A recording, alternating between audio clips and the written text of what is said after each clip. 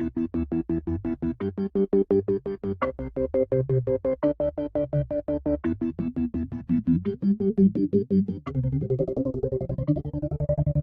have for you some very bold Pressbox NBA predictions.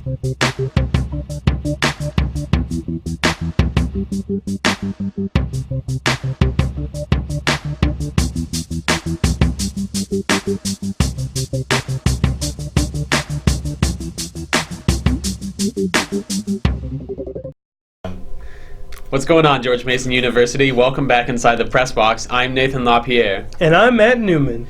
And you may remember from earlier this year, we had some very bold NFL predictions, and now we enter another very exciting phase of the sports year with the NBA season starting. And we have for you some very bold Press Box NBA predictions. Yeah. Specifically, we each have two bold predictions apiece. So I'm going to start out with my jersey right here and talk about our hometown here in near the DC area, which is the Wizards.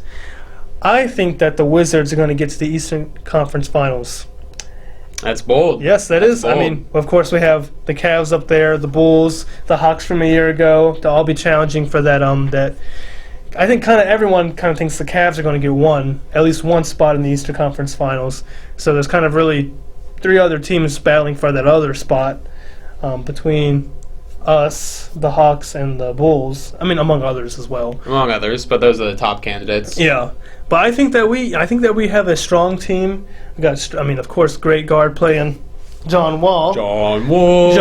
And we got Brad Beal beside him. Otto Porter stepping up to the plate. Yeah, he's been on the come up. Yeah, he's been on the come up. Got a bright future. Yes. Kelly Oubre. Shout out to Kelly Oubre. The one thing is we lost our clutch shooter in Paul Pierce.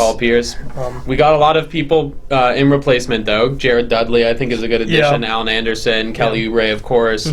Otto Porter really stepped up, and I think Paul Pierce helped that. So I think that'll be great for us. It's interesting you mentioned the Hawks because a lot of people see them as a front runner because they were the number 1 seed last year. Yeah. But I think they will have a drop off this year. And that leads me to my bold prediction, which is that the Celtics will be better than the Hawks this year. The Celtics, a 40-win team, compared to the Hawks last year, who were about a 60-win team, I believe. Yeah. So that's a big change. But I think the Celtics had a very young roster, very inexperienced roster. And if you looked at it, you would think this is a 30-win team at best. But Brad Stevens, I think, is a great coach. He's a coaching prodigy. Yeah. And a lot of people compare him to Mike Krzyzewski. So he's an amazing coach. They added David Lee and Amir Johnson. So I think they're on the come up. They could be in the upper 40s in wins. They could be a top 5 or even top half seed. Yeah. And I think the Hawks will regress without DeMarre Carroll. Yeah, and I think that last season was a bit of an outlier. I was about to say, I think that season was like an aberration from the normal. I don't think that they could possibly do that again. They had so many games, so many wins in a row. Right. I think it's really hard to replicate that success with that group of people, especially when you lose people along the way. And when you become like the top, everyone aims for you. They play harder against you, all that sort of stuff. So I don't foresee the Hawks repeating their success of last year. I think they'll be good. I think they'll be a playoff team, but I don't think that they're going to be the top of the. And I don't know if I completely agree the Celtics will be better than the Hawks, but I think that that's definitely a consideration that should be made.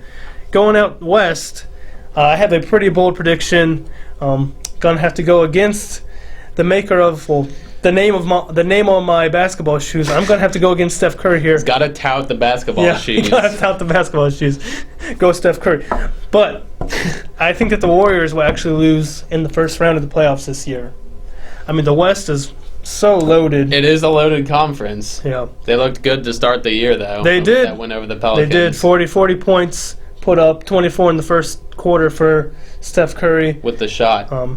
But even I think the Warriors are a great team, but I also feel like last year was an aberration for them. I do think they are a dominant team, but I just don't know if they can be that dominant all the time. And I don't foresee them making out the first round this year.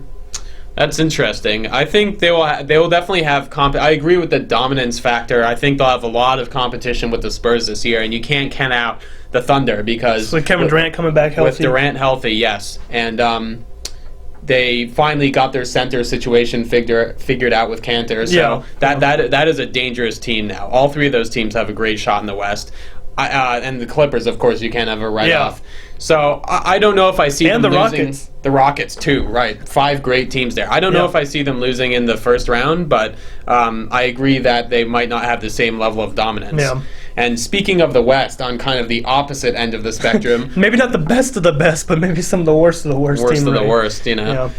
So a storied franchise in the Lakers has had a pretty poor last few years. It hasn't been good for them recently, and part of that story has been the decline of Kobe. Yeah. You know, Father Time always wins unless you're Tim Duncan, right? Yeah. And Kobe Pretty much has anyone in the Spurs. started declining, Yeah. and he's been injured.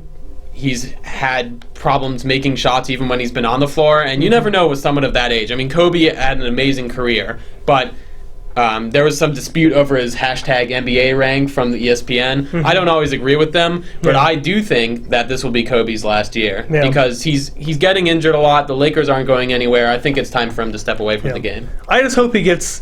I agree with you. I think this is going to be his last year. At least, if it's not his last year, it should be his last year. I think that I really just hope that he gets his final swan song. I mean, we know that he's going to put up still like vintage performances where he scores so many points in a night. You know, we're going to act like it's like the second coming of Kobe. But I mean, we got to be honest with ourselves. He is getting old, and each of the past 2 or 3 seasons has been injured. He has been significantly injured and spent significant time not in uniform. And I think I'm just hoping that he gets through this year, relatively minor injuries, and then so that this can be his last way to go out. He can have that farewell lap, Right. a la, maybe they'll do something like for him like they do for Derek Jeter or something. I mean, that'd be cool. But Yeah. who knows? But anyways, we got to get back to that Wizards game later tonight. Absolutely. So we'll see you later, George Mason. This has been Matt Newman. And I'm Nathan LaPierre. Press on, George Mason. Press on.